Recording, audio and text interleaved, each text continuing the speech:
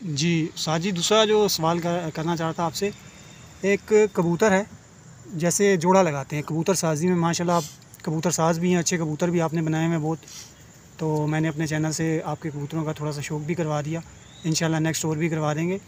तो कबूतर साजी में आप मुझे ये चीज़ हमारे व्यूअर्स को बताएं कि नर का और मादा का क्या किरदार है। अमूमन जो लोग ख़ास तौर पे कहते हैं कि एक हर जहाँ से भी लेते हैं हर जगह पे बोलते हैं मादा अच्छी होनी चाहिए, मादा अच्छी होनी चाहिए, नर हल्का भी हो जाए तो कोई इशू नहीं है। तो आया आप इससे कितना एग्री करते हैं इस बात से कि ये बात हकीकत है या नहीं? बुज़ुर्गों से सुना, अपने काफ़ी सीनियर उस्तादों से हमेशा एक बात सुनी है कि चौपाए का नर और दो पाए की मादा।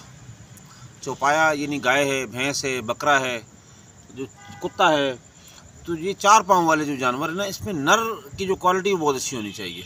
अच्छा। अब शायद मेरे जो दीगर असतिज़ा कराम बैठे हुए हैं, अगर दीगर जानवरों में भी इनका तजर्बा होगा, लाजमी गाँव में भी रहते हैं, हर जगह रहते हैं, तो चौपाए का जो नर है वो नस्ल अपनी जानिब खींचता है। और दो पाया जिस तरह हमारे बर्ड्स हैं, परिंदे हैं, कोई भी हैं, उसमें तोता ले लें, कबूतर ले लें, कोई भी ले लें, जिनके 2 पाँव हैं, जिनके 2 पाँव हैं, तो उसमें जो मादा है वो मैक्सिमम बच्चा खींचता है अपनी माँ की तरफ।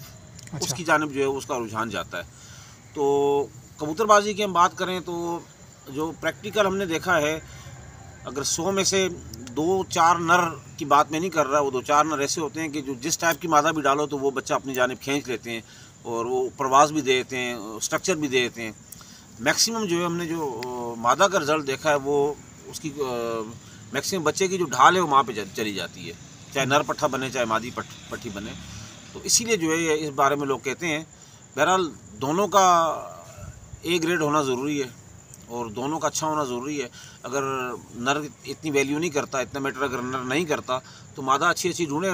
नर तो जालों से ला के जोड़े बना के बच्चे बनाए, ऐसी बात नहीं है। दोनों का किरदार है, 60-40 होगा या 55-45 होगा, लेकिन किरदार दोनों का बहुत अहम है। दोनों को जो है वो अच्छा रखना चाहिए। जैसे ये अमूमन बहुत ज़्यादा लोग वीडियोज़ मतलब देखा जाता है कि लोग बोलते हैं कि आपने एक छत से कबूतर उड़े हुए कबूतरों में आप अच्छे कबूतर अपना नर ले लें और अच्छा ही उड़ा हुआ कबूतर मादी लगा दें तो आपके पास वो ब्रीड खड़ी हो जाएगी। उसमें ये है कि उसमें भी कई लोगों ने ये बोला कि अब मिसाल ले लें, जैसे एक कबूतर है बड़े कुंदे का है, बड़े परों का है, बड़ी दुम का है, वो अच्छा उड़ा है, और आपके पास एक मादा है वो भी उसी स्ट्रक्चर की है, तो आप उनको डालेंगे तो वो क्या बनेगा? तो देखिए, सबसे पहले तो ये बात ही झूठ है कि आपके अच्छे उड़े हुए कबूतरों को आप जोड़े डालें तो वो बच्चे 100% उड़ाएंगे। आप नर मादा दोनों रात तक उड़े हुए आपस में जोड़ा बनाते हैं, बाज़ का उनका बच्चा नहीं उड़ता। जी, यही तो बात ये है कि आप जो नर मादा का जोड़ा बना रहे हैं ना, जोड़े की जो पॉइंट्स हैं वो उन कबूतरों में मौजूद होने चाहिए। उड़ने के पॉइंट्स अलग होते हैं, जोड़ों के पॉइंट्स जो अलग होते हैं। ये बहुत गहराई वाली चीज़ है। अगर इस पॉइंट्स को अगर हम डिटेल डिस्कस करेंगे ना, अच्छे कबूतर की जो मैंने शनाख्त बताई है, आप जोड़ों में आप इनको डालेंगे इंशाल्लाह वो काम करेंगे। अच्छा। लेकिन उड़ने वाले कबूतर के कुछ पॉइंट्स ऐसे हैं कि वो कबूतर आपको उड़ान तो बहुत अच्छी दे पा रहे हैं लेकिन वो जोड़ों में कामयाब नहीं होंगे। अब देखें, एक माँ बाप के जोड़े हमारे पास कबूतर पड़े हुए हैं, हमने 10 बच्चे लिए हैं, उनमें से 6 उड़ रहे हैं, 4 नहीं उड़ रहे, 5 उड़ रहे हैं, 5 नहीं उड़ रहे, 4 उड़ रहे हैं, 6 नहीं उड़ रहे, तो माँ बाप तो वही है ना, सब बच्चे उड़ने चाहिए। तो बात यह है कि उसमें काफ़ी सारी चीज़ें मैटर करती हैं। ज़रूरी नहीं है कि खुद अच्छा उड़ने वाला अपने बच्चे भी आगे अच्छे उड़ाए, ऐसा ज़रूरी नहीं है।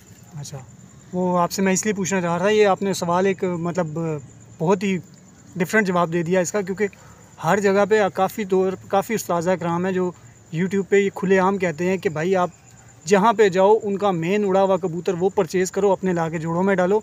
नहीं, पैसे ज़ाया करो, अपने कबूतरबाजी नहीं कर सकते हो आप इस तरीके से। अच्छा। कबूतरबाजी एक टेक्निक का गेम है।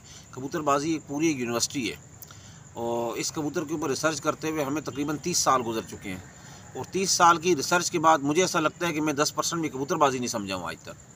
जी। वही कबूतर है, वही परिंदा है, वही तैयारी है। आज वो कबूतर रात 2 बजे बैठ रहा है मेरे पास, अगले 2 दिन हम उसे 1 दिन रेस्ट देने के बाद पूरा कबूतर हम तैयार करते हैं, उसको बिल्कुल ओके पोजीशन में उसी कंडीशन में छोड़ते हैं, वो नहीं उड़ता, फिटिंग में भी आ जाता है। तो बात यह है कि कबूतर एक ऐसा परिंदा है, एक ऐसी यूनिवर्सिटी है कि अगर आप इस पर जितनी वर्किंग भी करें, कुछ भी करें, आप 5-7%, 10% से ज़्यादा कोई शख्स भी इसके बारे में सीख समझ नहीं सकता। ये एक पर्दा, एक राज है। अब रेसर कबूतर है, उसको अल्लाह पाक ने कौन सी चीज़ दी हुई है कि 1200 किलोमीटर दूर से वो घर अपने आ रहा है?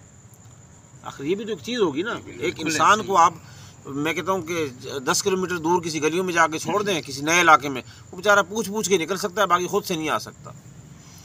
तो ये ज़रूरी बातें नहीं होती। बहुत गहरी बात कर दी माशाल्लाह। तो इसमें जो है ना बस अल्लाह की एक शान है, उस हिसाब से इंसान चले। जी चलें, ये तो बात क्लियर होगी।